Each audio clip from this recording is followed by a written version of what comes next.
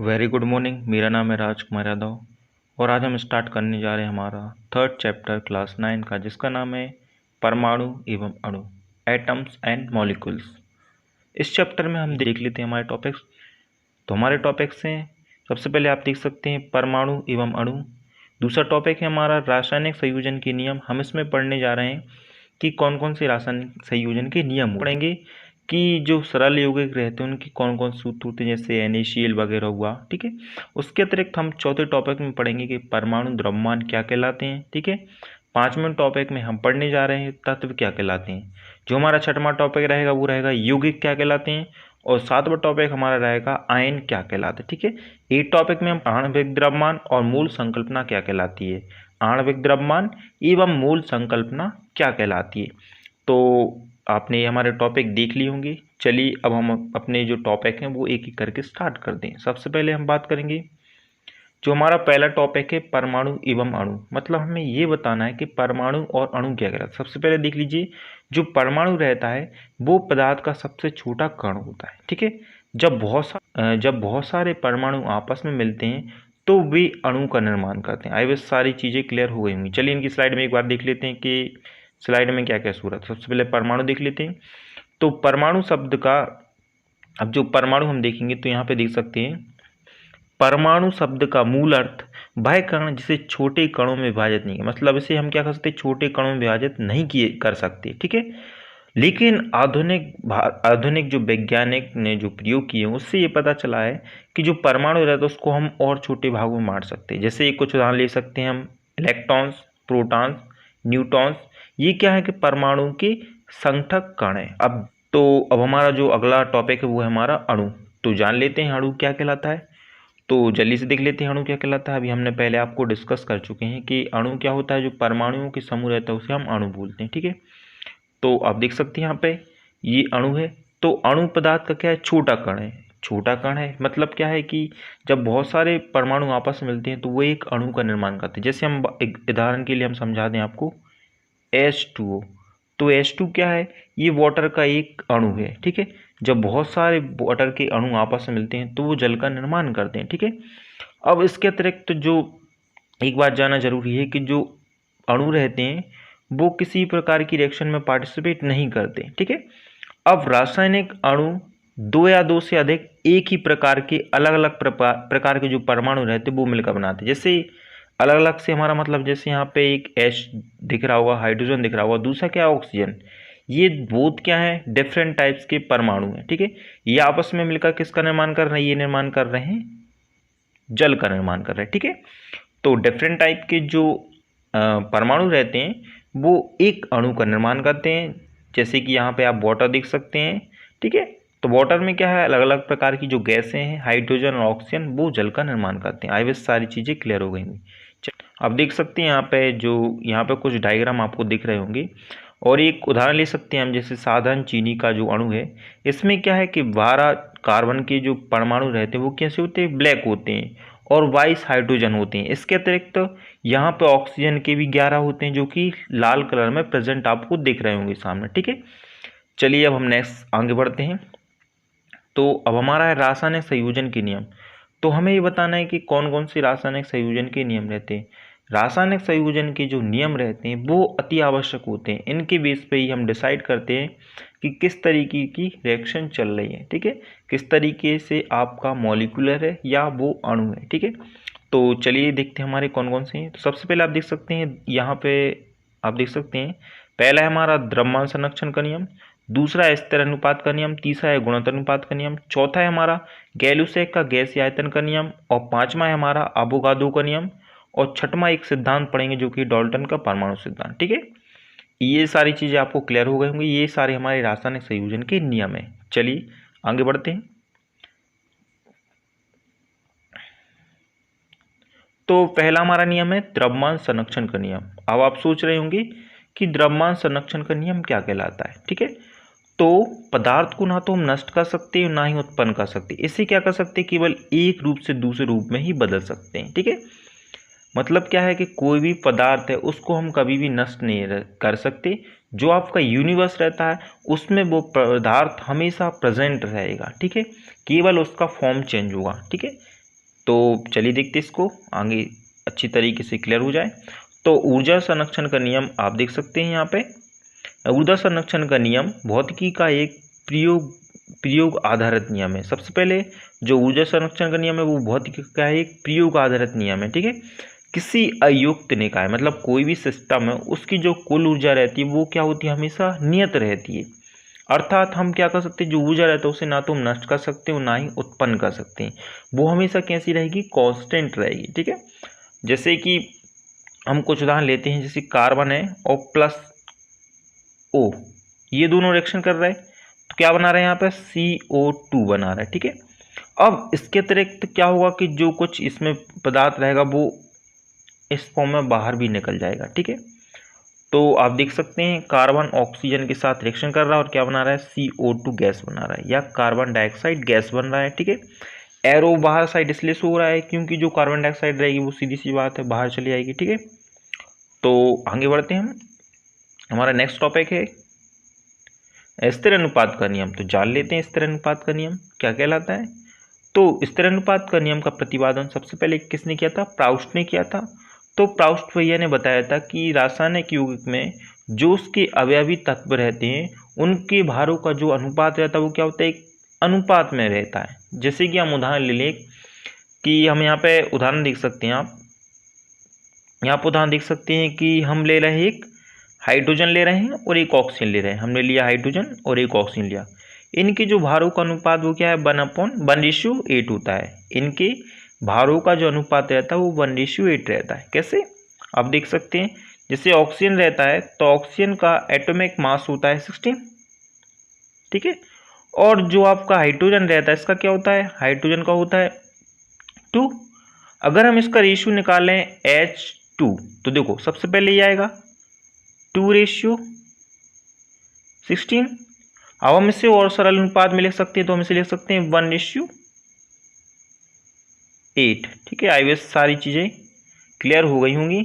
तो आप देख सकते हैं कि इसका जो एक सरल अनुपात रहता है हाइड्रोजन और ऑक्सीजन का वो हमेशा क्या होता है, 1:8 रहता है। चलिए आगे बढ़ते हैं हम, आई विश ये चीज़ क्लियर हो गई होंगी। इसके बाद हमारा टॉपिक अगला है गुणित अनुपात का नियम। तो चलिए देखते हैं गुणित अनुपात का नियम क्या कहलाता है। तो आप देख सकते हैं यहाँ पे, तो आप देख सकते हैं गुणित अनुपात का नियम। तो इस नियम का प्रतिपादन किसने किया था, डाल्टन ने किया था। अब इस नियम के अनुसार ये है कि जब दो विभिन्न तत्व आपस में क्या कर रहे हैं, सहयोग कर रहे हैं, तो वो क्या करेंगे, दो या दो से अधिक कोई भी पदार्थ बनाएंगे। तो एक तत्व का जो भिन्न भिन्न भार रहेगा वो दूसरे तत्व की एक निश्चित भार से सहयोग करेगा, ठीक है। यहाँ पे आप कुछ उदाहरण भी देख सकते हैं, जैसे आप उदाहरण देख सकते हैं नाइट्रोजन और ऑक्सीजन हम ले रहे हैं यहाँ पे, ठीक है। आपस में क्या कर रहे हैं, एक सहयोग कर रहे हैं और ये क्या कर रहे हैं, ऑक्साइड बना रहे हैं, ठीक है। तो सबसे पहले आप देख सकते हैं यहाँ पे N2O, तो N2O तो N का क्या होता है, नाइट्रोजन और ऑक्सीजन आपस में सहयोग करके N2O बना रहे हैं, ठीक है, जो कि एक लाफिंग गैस कहलाती है, ठीक है। और उसके अतिरिक्त नाइट्रिक ऑक्साइड NO है, ठीक है। अब तीसरा दिख रहा होगा यहाँ पे N2O3 है जो कि नाइट्रोजन ट्राईऑक्साइड है, और चौथा यहाँ पे N2O4 जो कि नाइट्रोजन टेट्रा ऑक्साइड है। इसके अतिरिक्त आप अगला देख सकते हैं N2O5 है जो कि नाइट्रोजन पेंटा ऑक्साइड है, ठीक है। हमारा नेक्स्ट है गैलियस-साख का गैसीय आयतन का नियम। तो गैलियस-साख का गैसीय आयतन का नियम देखते हैं। तो गैलियस-साख का गैसीय आयतन का नियम यह बताता है किसी गैस के लिए दाब व ताप किसी प्रकार से संबंधित होते हैं। यह नियम बताता है कि यदि किसी भी गैस के आयतन को नियत रखा जाए तो किसी भी आदर्श गैस का दाब उसके ताप के समानुपाती होता है, ठीक है। तो फॉर्मूला देख सकते हैं P1/T1 = P2/T2। अब देख लेते हैं P2 and T2 क्या कहलाते हैं। तो देखते हैं हमारे आवोगाद्रो का नियम। तो देखते हैं आवोगाद्रो का नियम क्या कहलाता है। इस नियम के अनुसार आप देख सकते हैं, इस नियम के अनुसार समान ताप मतलब तापमान क्या होना चाहिए आपका समान, और दाब भी कैसा होना चाहिए आपका समान होना चाहिए। किन्हीं गैसों का समान आयतन, और आयतन भी कैसे लेना है हमें, वो भी हमें समान लेना है। तो समान निश्चित आयतन की जो गैस के जो अणुओं की संख्या रहती है वो भी कैसी होती है, समान होती है। सीधी सी बात है, अगर हम इसका तापमान और दाब दोनों क्या रहे, समान लें, और उसमें दोनों के जो आयतन रहेंगे वो भी समान लें, तो जब हम इनके आयतन समान लेंगे, ताप समान लेंगे और दाब समान लेंगे, तो इसमें जो उपस्थित अणु रहेंगे वो भी क्या होंगे, समान होंगे। ठीक है, चलिए तो देख लेते हैं हम।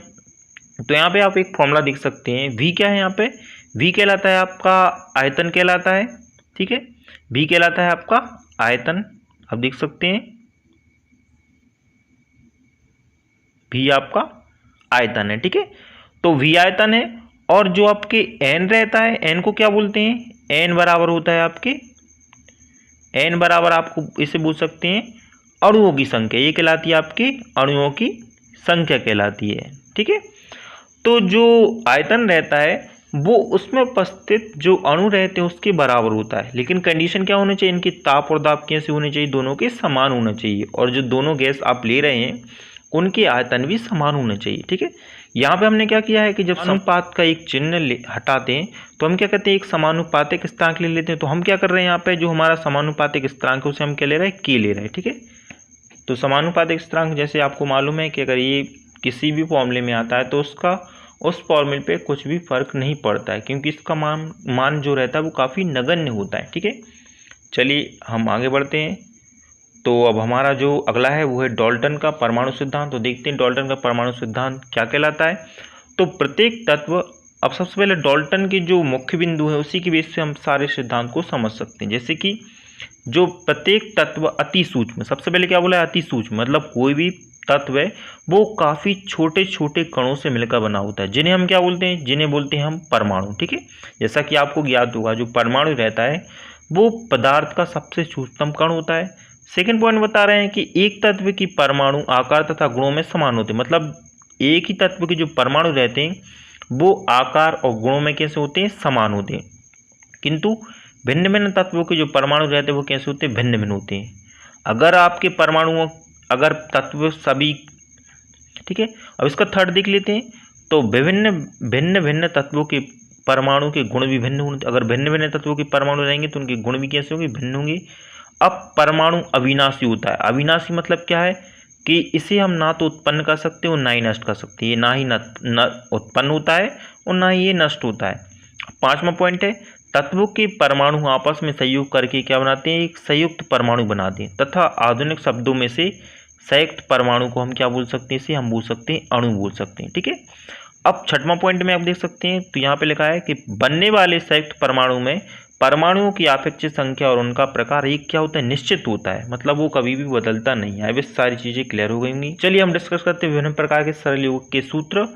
तो सबसे पहले आप देख सकते हैं यहाँ पे तत्व है हाइड्रोजन एंड क्लोरीन है, जो कि मिलकर क्या बना रहे हैं, HCl बना रहे हैं, हाइड्रोक्लोरिक अम्ल। ठीक है, दूसरा है हमारा, दूसरा आप देख सकते हैं, दूसरा है हमारा हाइड्रोजन सल्फाइड के सूत्र। तो हाइड्रोजन सल्फाइड का फॉर्मूला क्या होता है, H2S होता है, आप देख सकते हैं यहाँ पे। ठीक है, अब कार्बन, तीसरा पॉइंट आप देख सकते हैं कि कार्बन टेट्रा क्लोराइड का फॉर्मूला क्या होता है, CCl4 होता है। ठीक है, चलिए आगे बढ़ते हैं।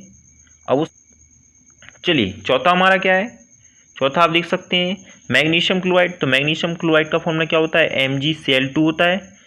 अगला है एल्यूमिनियम ऑक्साइड का सूत्र क्या होता है, वो होता है आपका Al2O3 होता है।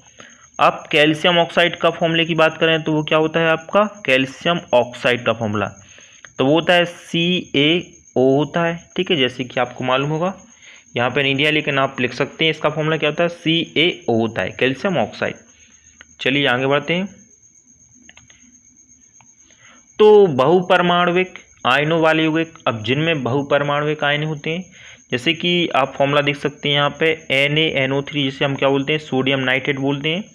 दूसरा है CaOH का होल ट्वाइस होता है। ठीक है, आई विश ये फॉर्मूले क्लियर हो गए होंगे। चलिए आगे बढ़ते हैं। तो अब हमारे जो नेक्स्ट है वो है सोडियम कार्बोनेट का फॉर्मूला। तो हम देखेंगे कि सोडियम कार्बोनेट का फॉर्मूला क्या होता है, तो होता है Na2CO3। ठीक है, सोडियम कार्बोनेट का फॉर्मूला होता है Na2CO3। ठीक है, अब अमोनियम सल्फेट का फॉर्मूला देखते हैं। तो अमोनियम सल्फेट का फॉर्मूला होता है NH4 का होल ट्वाइस NaSO4। ठीक है, चलिए आगे चलते हैं। अब इसके अतिरिक्त हमारा, चलिए अब हम बात करते हैं परमाणु द्रव्यमान क्या कहलाते हैं। तो देखते हैं परमाणु द्रव्यमान क्या कहलाते हैं। तो परमाणु के भीतर देख सकते हैं, परमाणु के भीतर उपस्थित क्या होना चाहिए, इलेक्ट्रॉन, प्रोटॉन और न्यूट्रॉन। इनके जो द्रव्यमानों को अगर हम क्या कर दें, योग कर दें, तो इसे क्या बोलते हैं हम, परमाणु द्रव्यमान। वो हर चीज़ क्लियर हो गई होगी। चलिए हम आगे बढ़ते हैं। इसके बाद आप कुछ उदाहरण देख सकते हैं, जैसे कि हाइड्रोजन का परमाणु क्या होता है, परमाणु भार 1 होता है, ठीक है।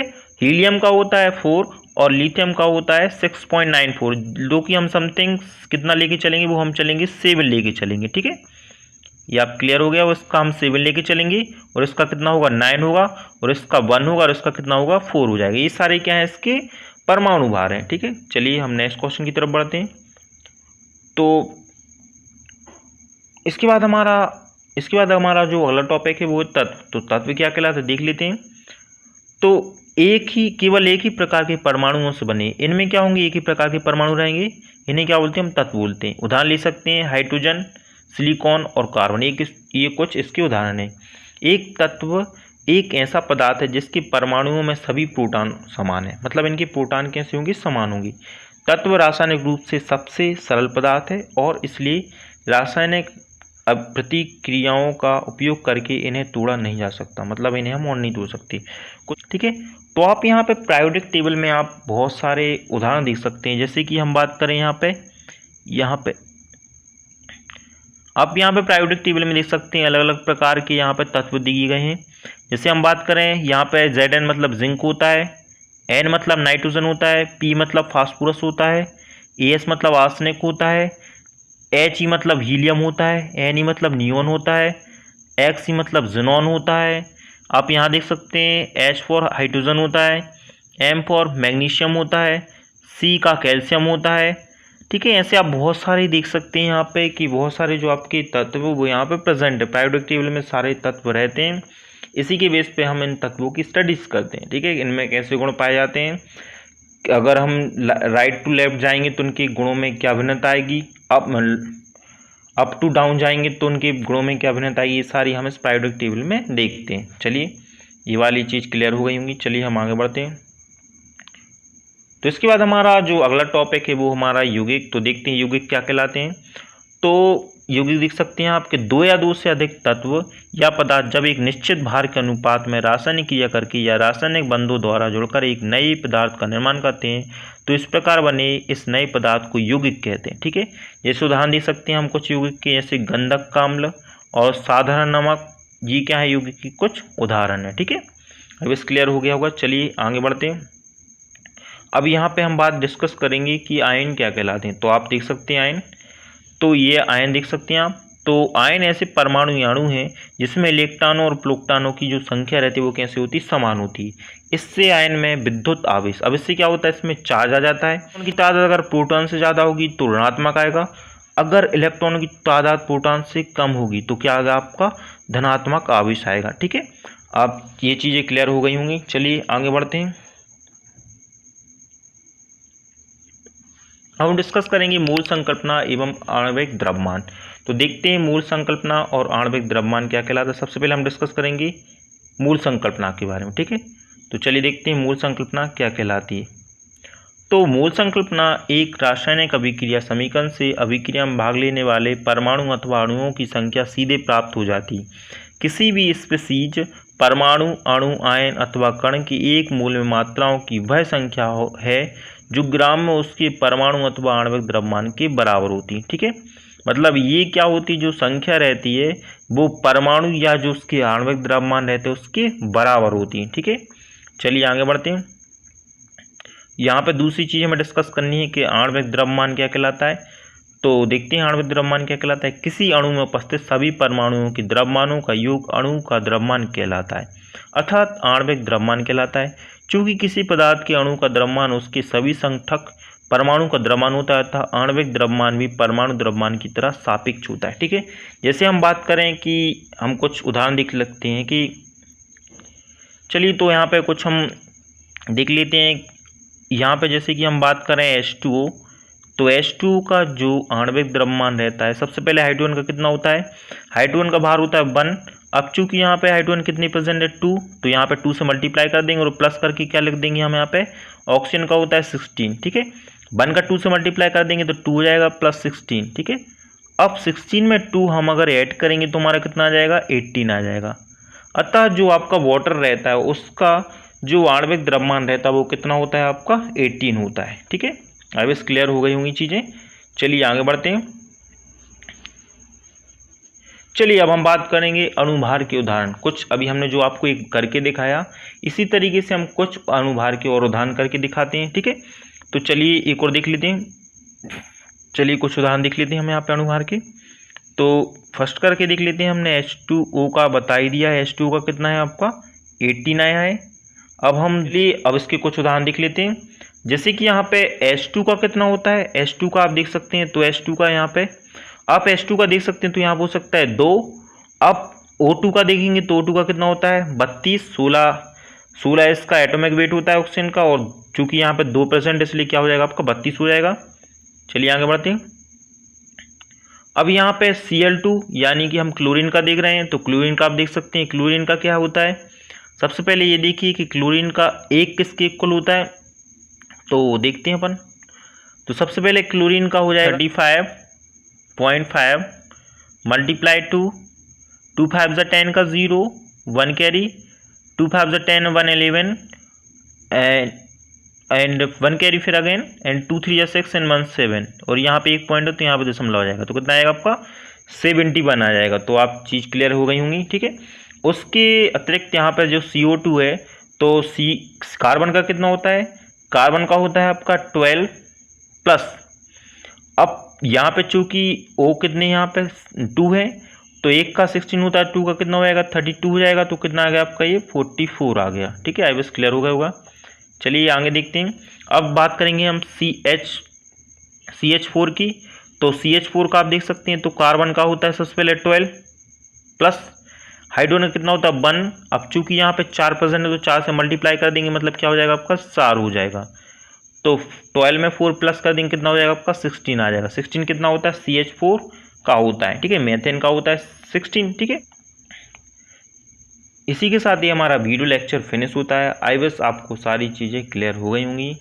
Thank you for watching my video, और आप प्लीज़ हमारा जो यूट्यूब चैनल है उसे ज़रूर सब्सक्राइब करिए, लाइक करिएगा, और अगर आपके कोई भी डाउट हो तो प्लीज़ आप हमें कमेंट करिएगा।